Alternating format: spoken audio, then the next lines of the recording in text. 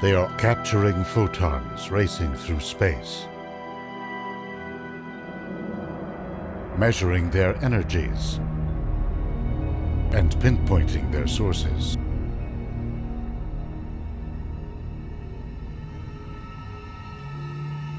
An army of high-tech instruments, including the Hubble Space Telescope, is peering into ever more distant corners of the universe. They are reeling in enormous volumes of data that scientists use within models to explain how galaxies took shape.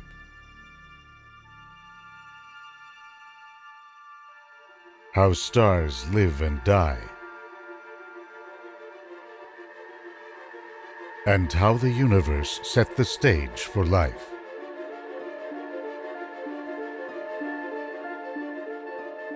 What are we learning about the origins of our world and ourselves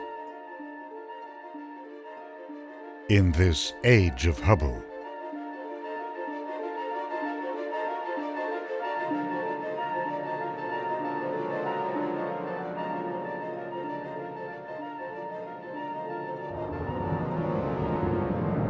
There is a clarity, a brilliance to space that simply doesn't exist on Earth, wrote the astronaut Gus Grissom. Nowhere else can you realize so fully the majesty of our Earth and be so awed at the thought that it's only one of untold thousands of planets.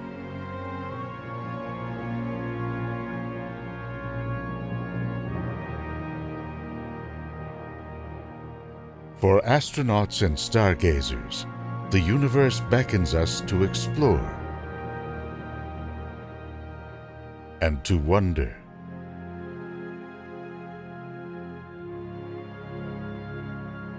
How did it all come about?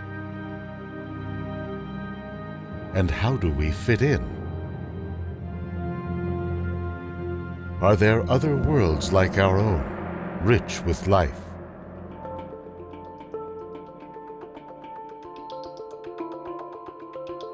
Today, these questions are being raised anew by bold advances in the science of astronomy. The Hubble Space Telescope was launched in the year 1990 to capture the pristine light of distant space. It led a fleet of space-based telescopes sent up to probe distant galaxies, black holes, stars, planets. The vantage of space allows satellites to capture light that is blocked or distorted by Earth's atmosphere. From long-wave infrared light that passes through dust clouds, revealing hidden structures in star-forming regions or galaxies, to high-energy X-rays from supernova explosions or the environments of black holes.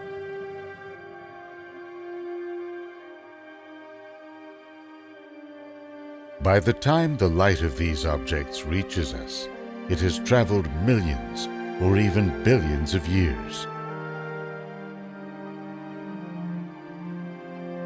It carries with it information about how the universe came to be what it is.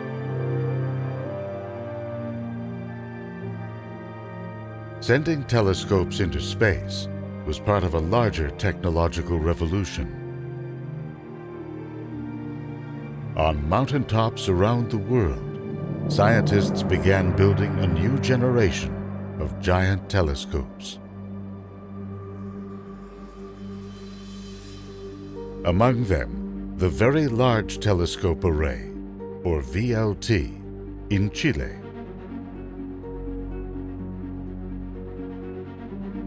The Keck, Subaru, and Gemini telescopes on the summit of Mauna Kea in Hawaii.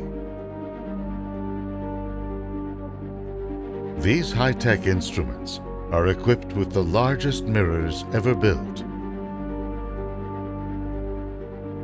They have to be nearly flawless to capture the trickle of photons from distant reaches of the universe.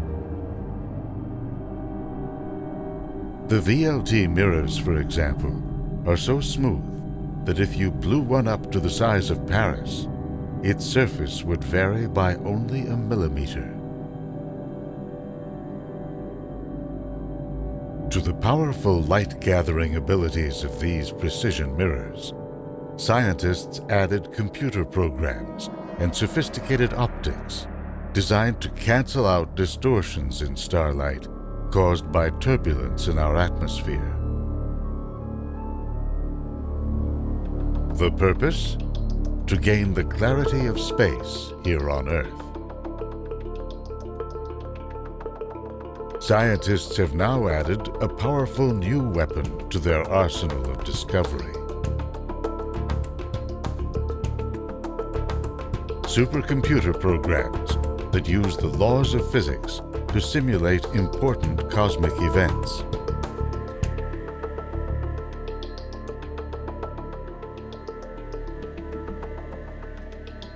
They use these virtual telescopes to literally set the universe in motion. To test theories about how the cosmos evolved on the largest scales,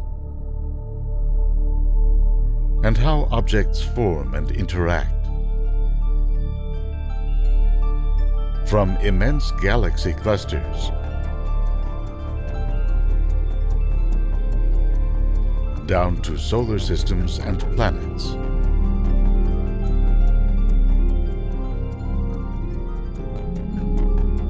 Among the most important revelations in this age of Hubble is a deepening sense of the scales and the forces that define the universe.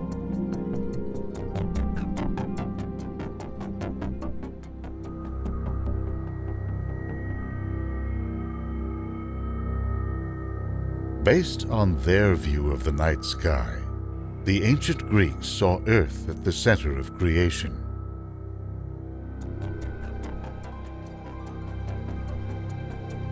The philosopher Aristotle described a series of 55 celestial spheres, with each moving in a way that predicted the positions of planets or stars within them.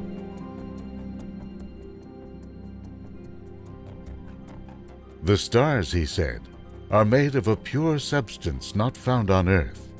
Thus, the outer spheres they inhabit are home to the gods. Centuries later, scientists would learn that Earth revolves around the Sun in an assemblage of planets, a solar system. A century ago, they deduced that our Sun is one of billions of other stars moving around a disk-like structure, the galaxy. What lay beyond this island universe?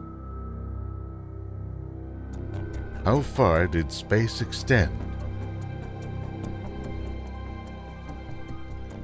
Working with the new 100-inch telescope on California's Mount Wilson, astronomer Edwin Hubble and an assistant named Milt Humason analyzed the light of blurry patches of sky known as nebulae. They found that these patches were actually galaxies unto themselves, located far beyond our Milky Way. Many of them, in fact, are moving away from us. The farther away they are, the faster they are receding. These findings sparked the rise of a whole new model of the universe.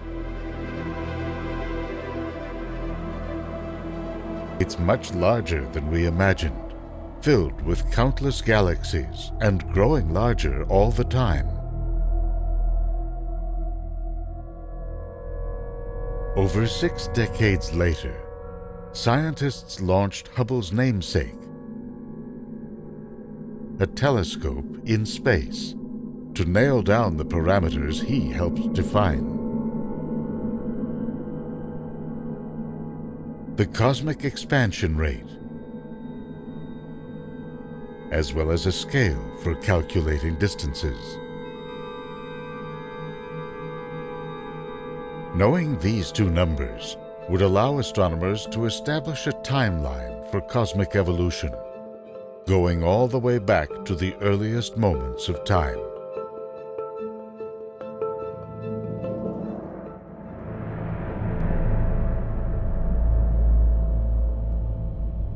The starting point comes to us courtesy of the so-called cosmic microwave background radiation, light emitted not long after the universe was born.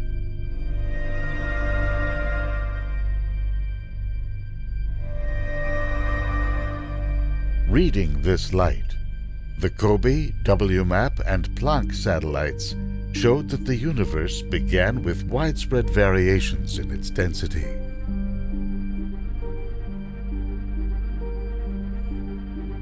From this blotchy pattern, gravity sculpted the arrangement of galaxies we now see in our telescopes.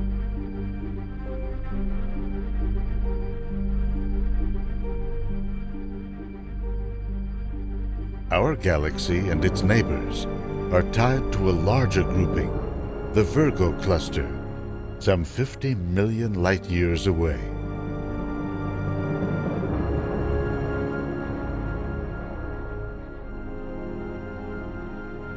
It's at the center of a supercluster, 10,000 galaxies strong.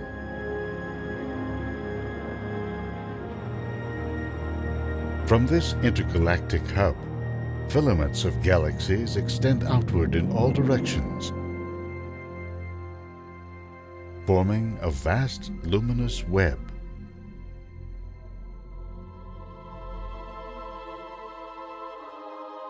How far out does this cosmic web extend?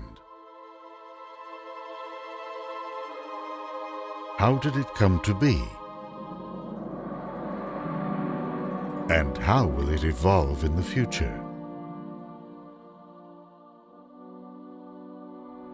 Astronomers sought answers in even more precise measurements of cosmic expansion. Using a combination of Hubble and ground-based telescopes, they looked for a type of sun-like star that had burned itself out, called a white dwarf. If one of these tiny dense remnants happens to orbit another star or another white dwarf, it may begin to draw mass from its companion. At a critical threshold, it begins to undergo a thermonuclear reaction. Scientists at the University of Chicago and Argonne National Lab have been simulating the chain of events that follows. Hot ash begins rising to the surface.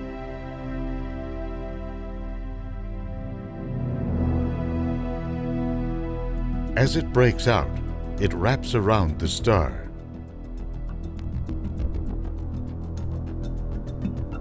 A collision on the other side triggers the explosion.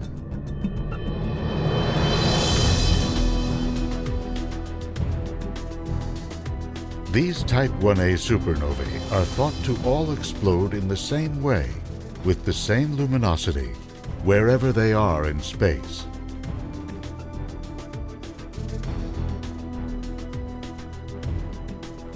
And because they are so bright, they are ideal for measuring extreme distances.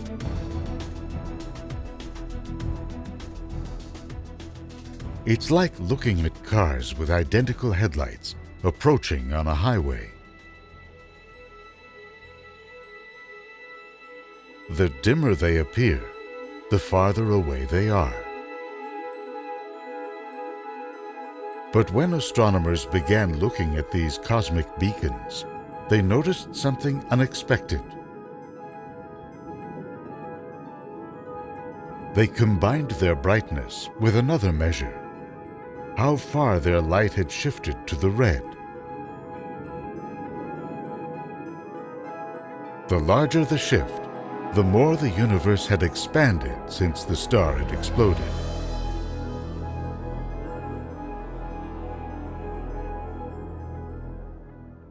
Some explosions looked dimmer than expected, based on their red shift.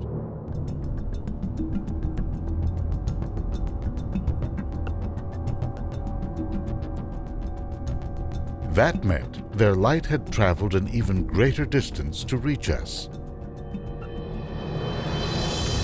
That led astronomers to conclude that the cosmic expansion rate was slower in the deep past.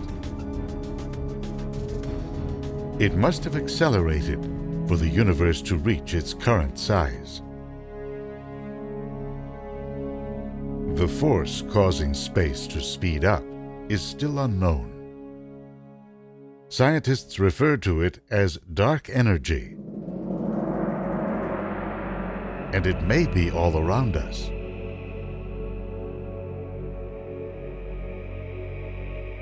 Far from being empty, the vacuum of space is filled with energy that constantly wells up in the form of particles of opposite charge, matter and antimatter.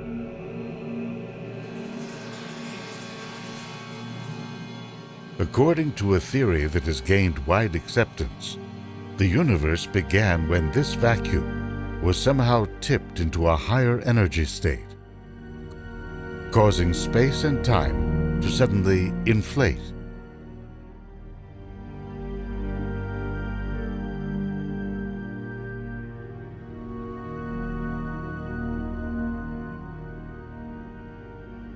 Tiny fluctuations in the primordial energy generated pressure waves or ripples. They gave rise to density variations, which gravity amplified over time into the web-like structure seen in telescopes.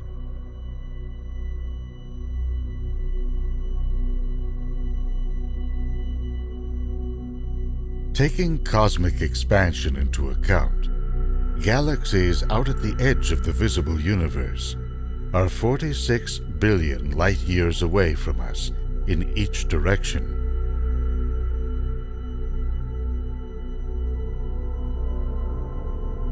There may be much more to it.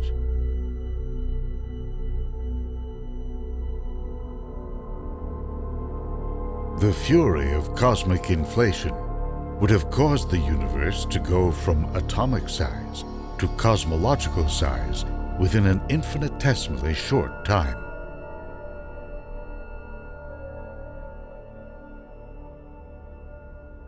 The universe as a whole would have grown to some 10 billion trillion times the size of the observable universe.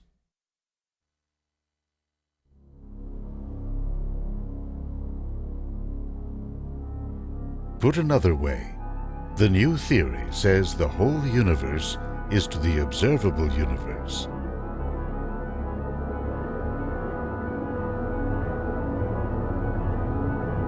as the observable universe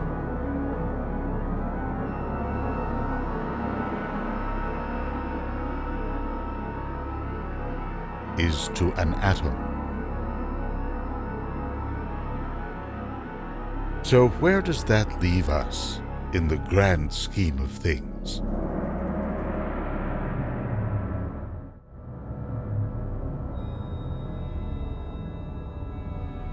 Since the discoveries of the solar system and the galaxy, we find ourselves confined to an ever smaller corner of creation.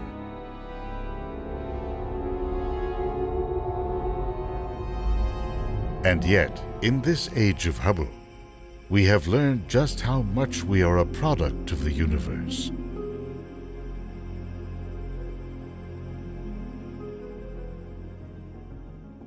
And of a great cosmic continuum that reaches back to the beginning of time.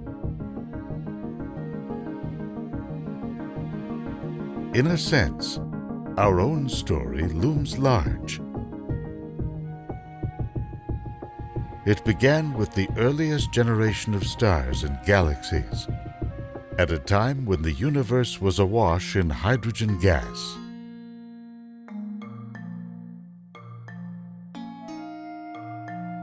When the first stars formed, they began generating oxygen and carbon in their cores.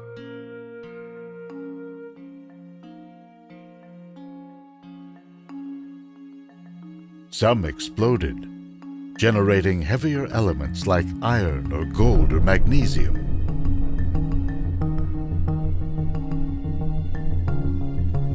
While spreading these elements far and wide in the form of dust. This animation depicts a supernova spotted by Chinese astronomers in the year 1054 AD.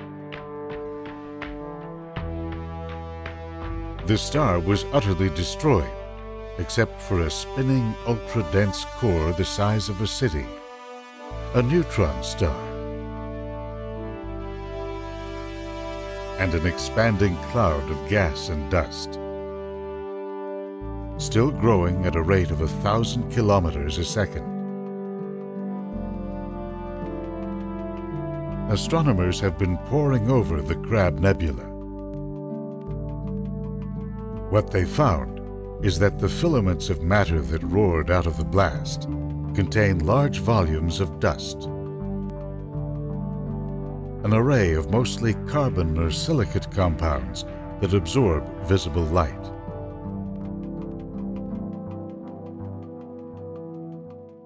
These solid particles are crucial for the formation of solar systems. Within the Crab Nebula, there is enough dust to make some 30 to 40,000 Earths. Over time, and after countless stellar explosions, dust has collected in dense pockets throughout our galaxy.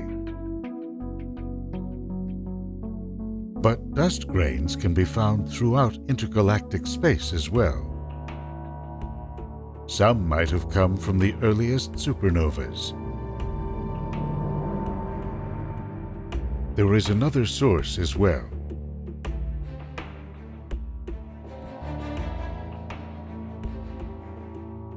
Since the 1960s, astronomers have been studying bright beacons of light that shine from the centers of distant galaxies. A quasar's power source, they've found, is a black hole that has grown to millions, even billions of times the mass of our own sun.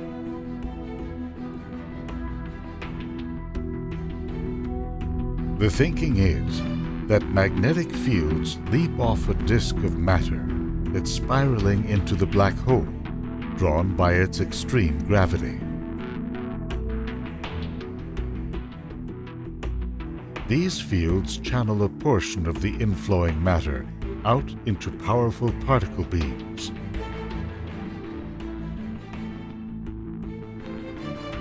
The jet is part of a larger rush of matter away from the black hole.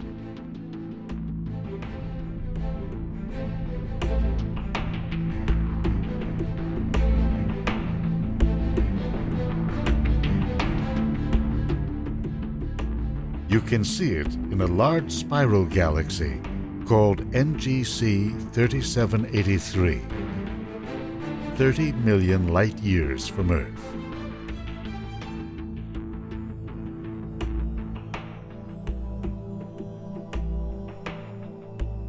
Astronomers use the Very Large Telescope Array in Chile's Atacama Desert to peer into the core of this galaxy, to study the environment of a supermassive black hole.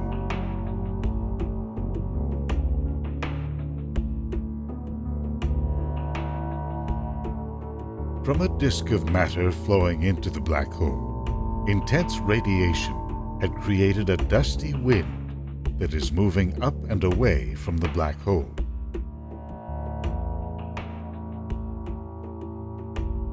The source of the dust is likely generations of giant stars that lived and died in the galaxy's central region.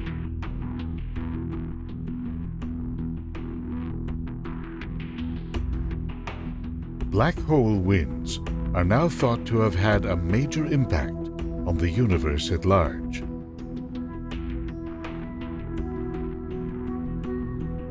You can see it in a simulation of early cosmic evolution. From a starting point 12 million years after time zero, this computer simulation shows the evolution of a cosmic patch some 350 million light years across.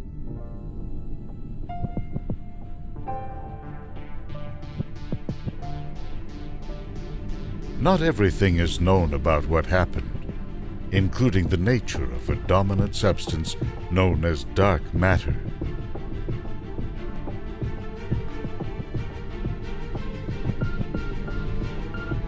Within the volume of this simulation, tens of thousands of galaxies take shape all along the strands of the cosmic web.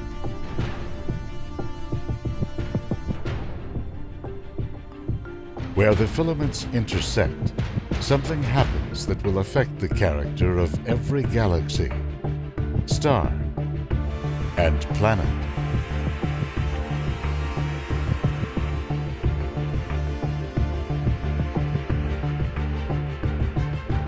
Gigantic bubbles of hot gas begin to expand outward.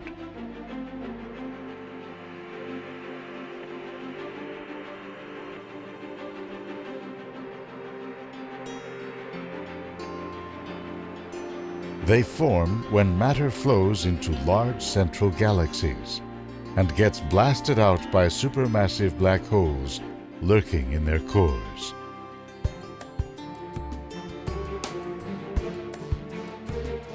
In time, these hot bubbles push out well beyond the central galaxies.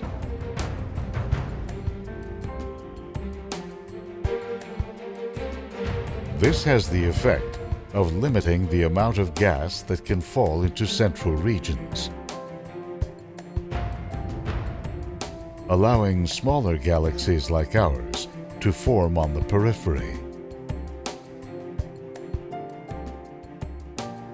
The bubbles spread huge volumes of gas and dust created in earlier generations of stars.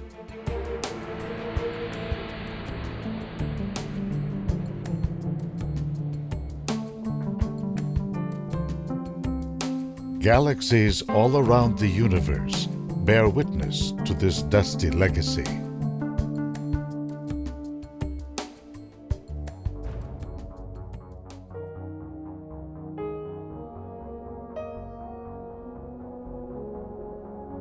The bright central region of the famous Pinwheel Galaxy is surrounded by dark, dusty lanes.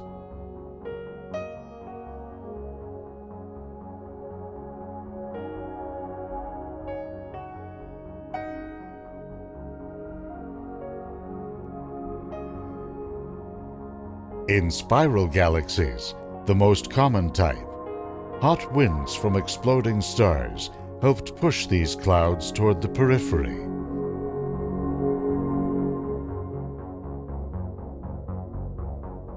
As well as above and below their flat disks.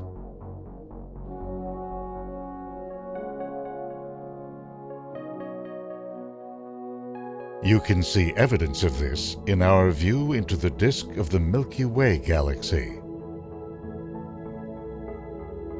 Dark dust lanes and ominous clouds dominate our view into the disk, while tendrils of dust reach far above it.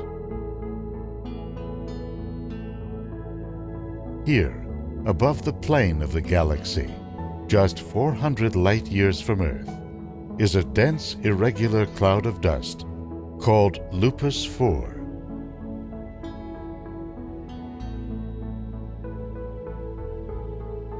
Our Sun, our solar system, likely formed in a cloud like this. Lupus 4 may one day give rise to a star cluster like NGC 3590, a region of dust and glowing gas near the plane of the galaxy. These young stars were probably all born at the same time, within the same cloud.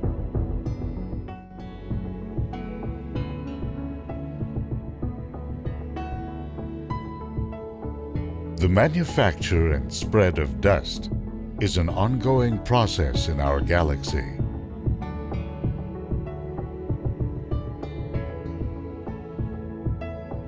Consider the Carina Nebula, located 7,500 light-years away. It spans some 250 light-years across.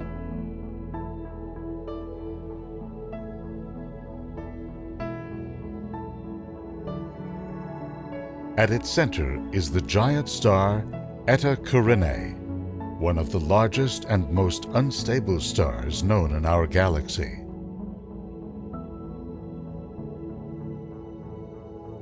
It is surrounded by an expanding bipolar cloud of dust and gas, known as the homunculus, or little man in Latin.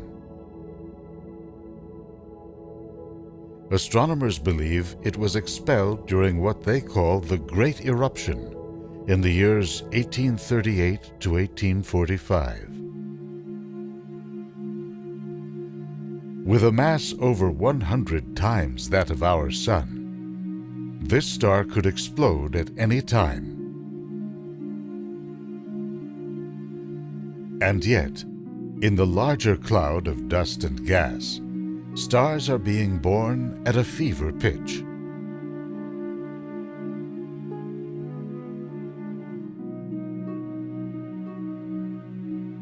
Here, a pillar of dust is being eroded by a torrent of ultraviolet light from hot, massive stars nearby.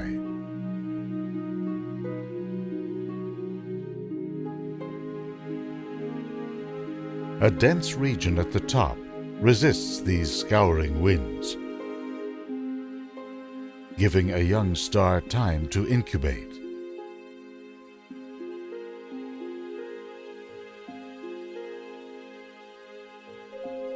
Gas and dust flowing into the star are being blasted out in jets coming from its poles.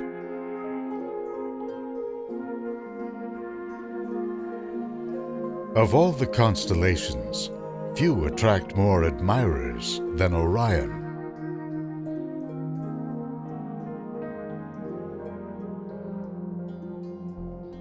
Within it is a stargazer's dream. The Great Orion Nebula, a luminous castle of gas and dust, 1,300 light-years away. It's roughly the size of a full moon on the sky. At its heart is a star cluster called the trapezium, a brilliant formation first discovered by Galileo. It pumps out a wind of ultraviolet radiation that causes the surrounding region to glow.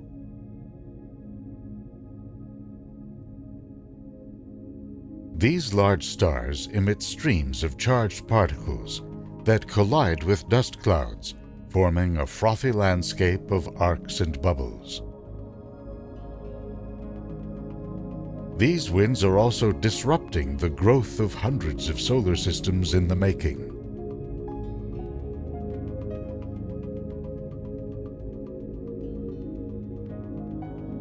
Despite these winds, some solar systems still manage to come to life. Using the Hubble Space Telescope, scientists have been drawing them out of their bright and hazy surroundings.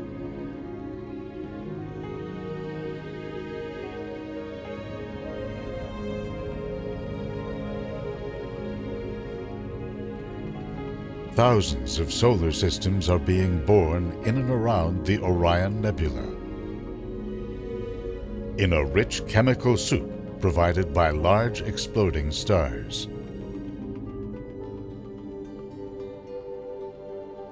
Amid all the dust, scientists have detected huge volumes of water. Where does it come from? And how does it form? In some cases, water is the byproduct of a star's death. When a medium-sized star like our Sun uses up the hydrogen in its core, it becomes unstable, shedding its outer layers.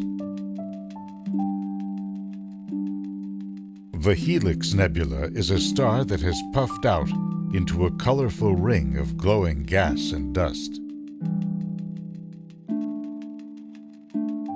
A tiny remnant of the original star, called a white dwarf, scours the ring with harsh ultraviolet light that destroys particular compounds, including carbon monoxide.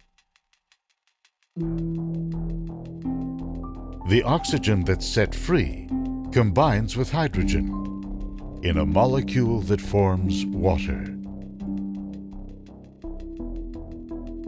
Dying stars are not the only source of water. 750 light-years from Earth, a protostar called L1448mm is shooting matter out in high-speed jets containing oxygen and hydrogen. When these molecules reach a cooler environment, they form water at a rate 100 million times the flow of the Amazon River.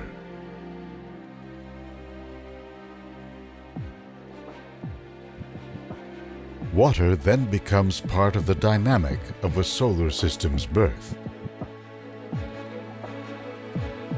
Scientists have sought to better understand the formation of planets by simulating it in a supercomputer.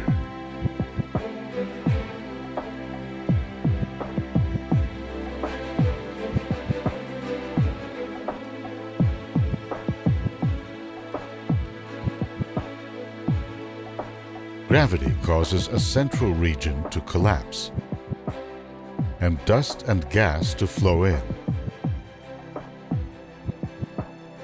It forms a disk that swirls around the newborn star.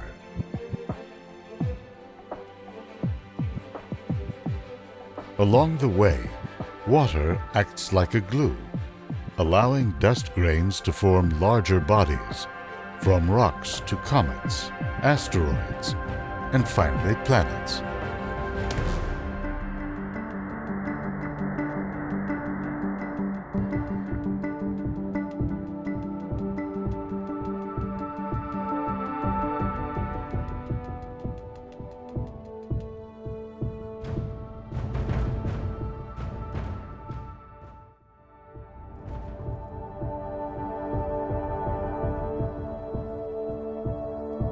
Up on the high deserts of Chile, astronomers have been using the Atacama Large Millimeter Submillimeter Telescope Array to peer into the turbulent environments of newly born stars.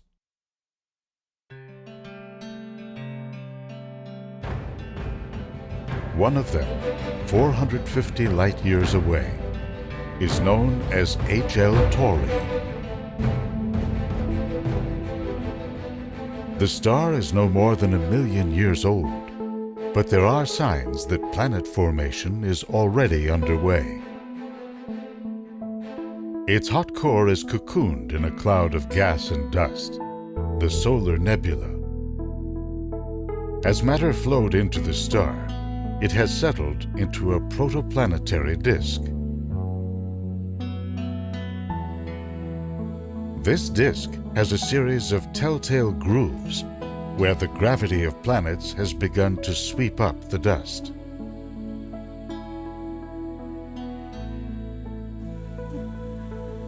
Dust within the solar nebula carries all the material needed to build a planet like ours, including organic compounds.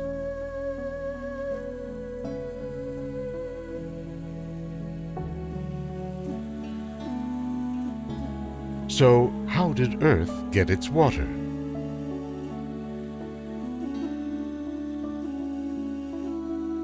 The answer may begin with our star.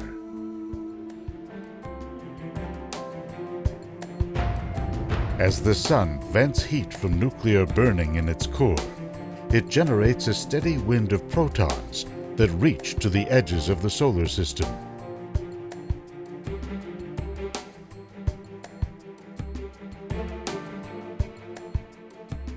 This wind encounters dust particles that are wafting through the solar system, attracted by the gravity of planets.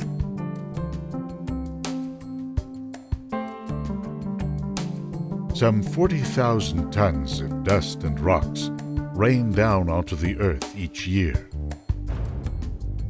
Leftovers from the birth of the solar system 4 to 5 billion years ago.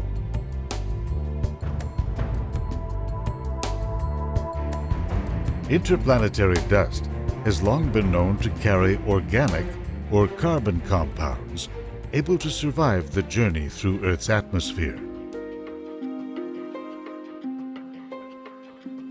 Scientists recently found something else on the dust particles themselves.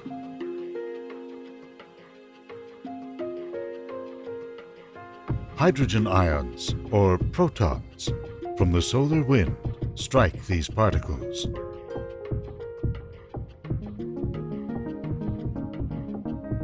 When these protons interact with oxygen in silicate mineral grains, they form H2O molecules, which then cling to the particles.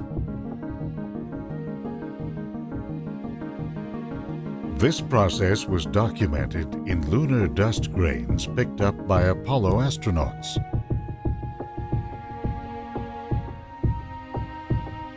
It may be the source of water ice that is collected in the bottom of some lunar craters and is strewn about lunar landscapes.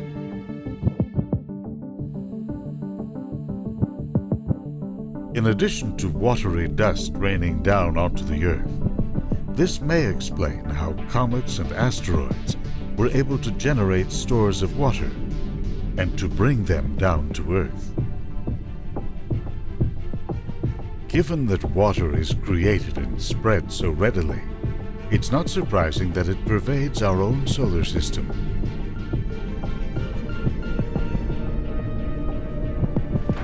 At its edges, Pluto and its moon Charon are lined with a thick layer of frozen methane and water ice.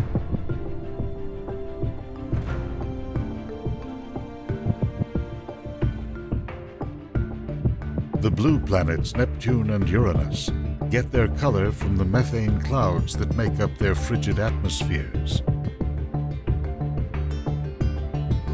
Within, charged particles circulate in a sea of liquid water, producing electrical currents and magnetic fields.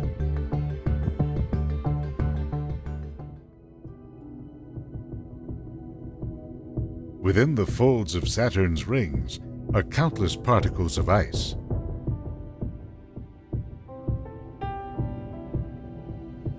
Hovering just above them is the moon Enceladus, with an icy surface that makes it one of the brightest objects in the entire solar system. The Cassini spacecraft detected jets of water ice shooting out of its south pole. Scientists believe they are coming from an interior ocean, launched by the squeezing action of Saturn's gravity. The largest planet, Jupiter, harbors its own storehouse of water. The storms that drift along its surface are the result of water vapor rising and falling like thunderstorms.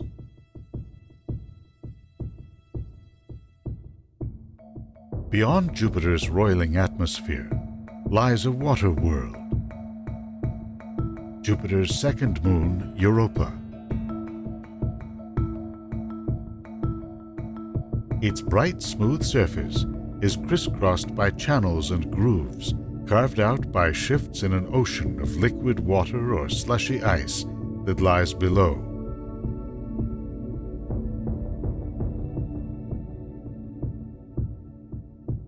The faint emissions of water jets, illustrated here, were recently picked up by the Hubble Space Telescope.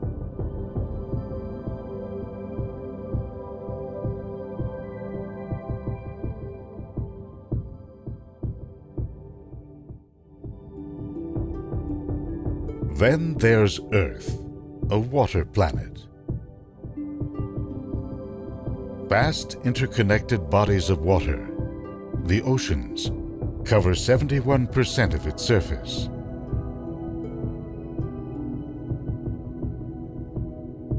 And now, scientists have detected whole oceans hidden in rocks deep inside the planet.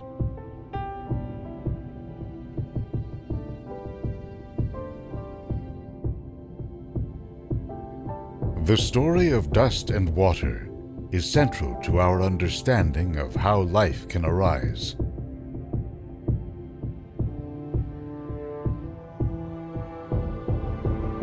These two components can be found throughout the galaxy. But does life inevitably follow?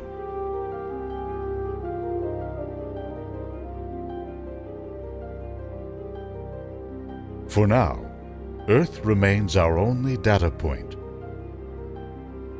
among the thousands, even billions of habitable worlds that may be out there.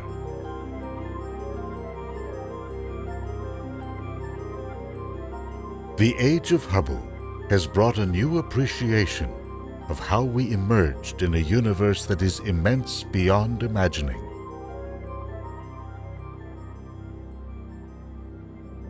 We have only begun to discern its limits.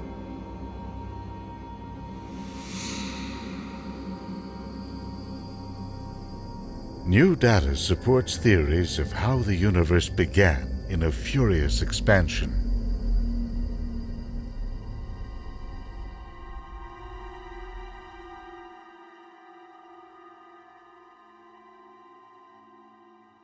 Because science is fundamentally concerned with events that repeat in nature, some inflationary theories place our universe in an even broader cosmic landscape. The idea is that universes, like frothy bubbles, extend out into the voids of infinity.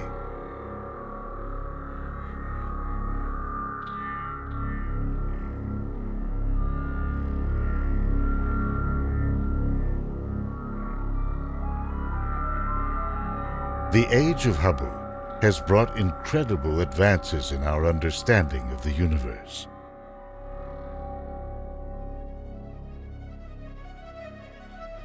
It is surely only the beginning of a long quest to know how it all fits together,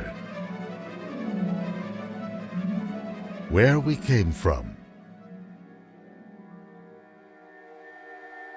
and what the stars may tell us of our place in the spread of time and space.